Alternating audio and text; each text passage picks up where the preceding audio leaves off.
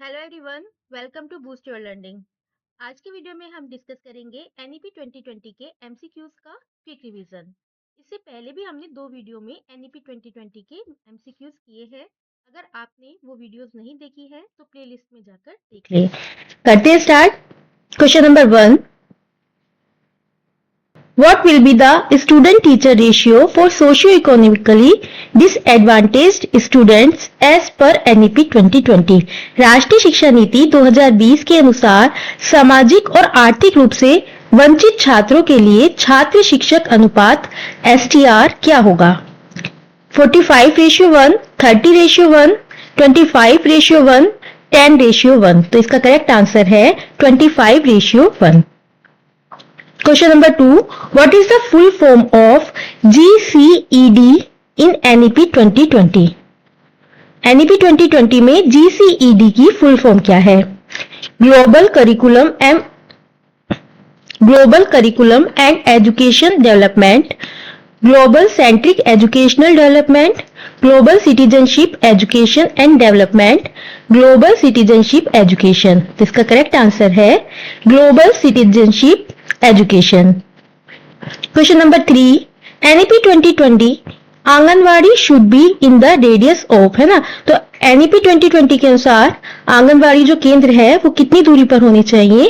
5 to 10 kilometre, 3 to 8 kilometre, 3 to 5 kilometre, 2 to 5 kilometre. तो इसका correct answer है 5 to 10 kilometre. Question number 4, what is gross enrollment ratio GER for grades 6 to 8 according to NEP? राष्ट्रीय शिक्षा नीति 2020 के अनुसार कक्षा 6 to 8 के लिए सकल नामांकन अनुपात क्या है? 91.9%, 90.9%, 89.9% या 79.9%। तो इसका करेक्ट आंसर है 90.9%। Question number 5, what is gross enrollment ratio for grade 9 to 10 according to NEP 2020? राष्ट्रीय शिक्षा नीति 2020 के अनुसार कक्षा 9-10 के लिए सकल नामांकन अनुपात क्या है? 91.9%, 90.9%, 79.3% या 79.9%। तो इसका करेक्ट आंसर है 79.3%। Question number 6, what is gross enrollment ratio for class 11-12th according to NEP 2020? राष्ट्रीय शिक्षा नीति 2020 के अनुसार कक्षा 11-12 के लिए सकल नामांकन अनुपात GER क्या है ना? तो GER क्या होता है? Gross enrolment ratio. तो 91.9%, 90.9%, 56.5% या 79.9%। तो इसका करेक्ट आंसर है 56.5%। Question number 7, under the chairmanship of whom committee for evaluation of the policy submitted its report in May 2016? किसकी अध्यक्षता में नई शिक्षा नीति के विकास हेतु समिति ने मई 2016 में अपनी रिपोर्ट प्रस्तुत की, है ना? तो सबसे पहले जो रिपोर्ट प्रस्तुत की गई थी वो मई 2016 में की गई थी NEP 2020 के लिए, है ना?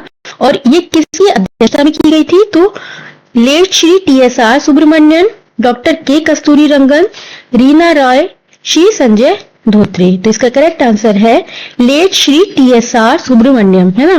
तो हम डॉक्टर के कस्तूरी रंगन इसमें नहीं करेंगे क्योंकि जो मई 2016 की रिपोर्ट प्रस्तुत की गई थी वो लेट श्री TSR सुब्रमण्यम की अध्यक्षता में की गई थी। Who among the following was the chairman of newly constituted drafting NEP 2020 in June 2017? जून 2017 में नवगठित राष्ट्रीय शिक्षा नीति 2020 के प्रारूपण के अध्यक्ष निम्नलिखित में से कौन थे? फिर मई 2016 के बाद जून 2017 में जो हमारी ये नई NEP 2020 आई, तो जून 2017 में इसके अध्यक्ष कौन थे? वसुधा कमत, डॉक्टर के कस्तूरी रंगन, KJ एल्फंस, राम शंकर कुरेल। तो इसका करेक्ट आंसर है डॉक्टर के कस्तूरी रंगन, है ना? तो यहां कंफ्यूज नहीं होना है। मई 2016 में डॉक्टर ये है लेट श्री TSR सुब्रमण्यम, है ना? मई 2016 की अध्यक्ष और जून 2017 के अध्यक्ष जो है वो डॉक्टर के कस्तूरीरंगन है ना। Question number 9, what is the full form of FLN? तो एफएलएन की फुल फॉर्म बतानी है आपको।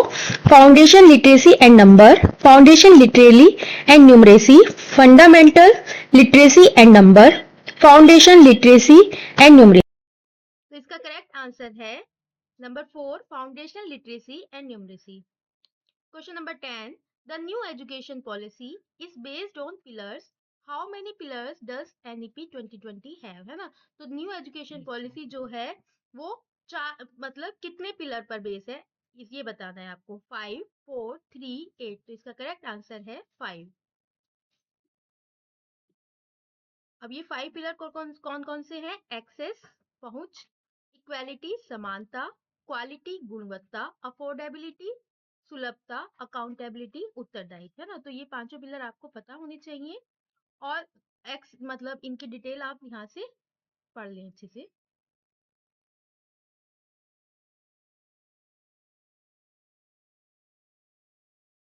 Question number 11, in the context of assessment what kind of report card for students has been proposed in National Education Policy 2020।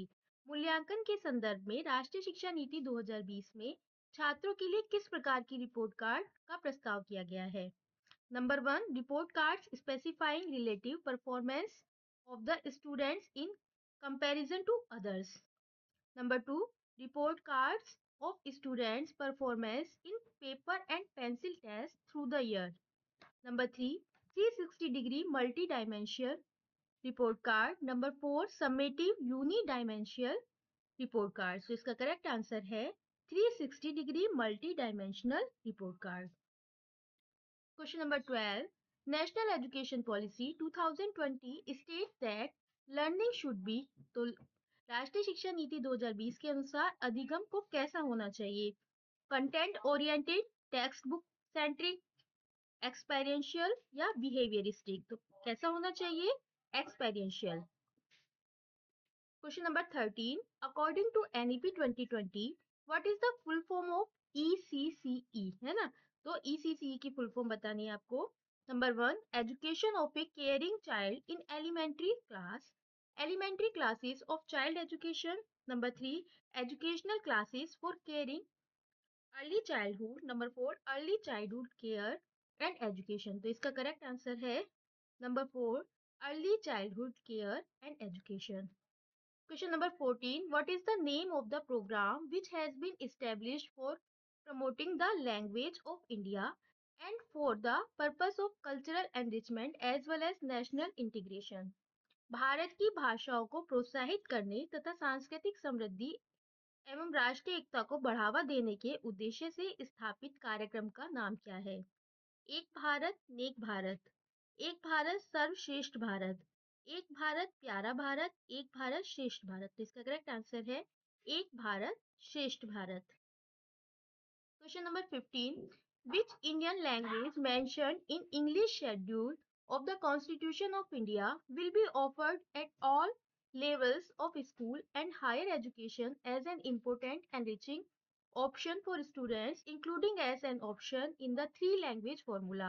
Bharat के संविधान की 8वीं अनुसूची में उल्लिखित कौन सी भारतीय भाषा को विद्यालय और उच्च शिक्षा के सभी स्तरों पर छात्रों के लिए एक महत्वपूर्ण और समृद्ध विकल्प के रूप में 3 भाषा सूत्र के एक विकल्प के रूप में भी प्रस्तुत किया जाएगा? हिंदी, उर्दू, तमिल या फिर संस्कृत? तो इसका करेक्ट आंसर है संस्कृत।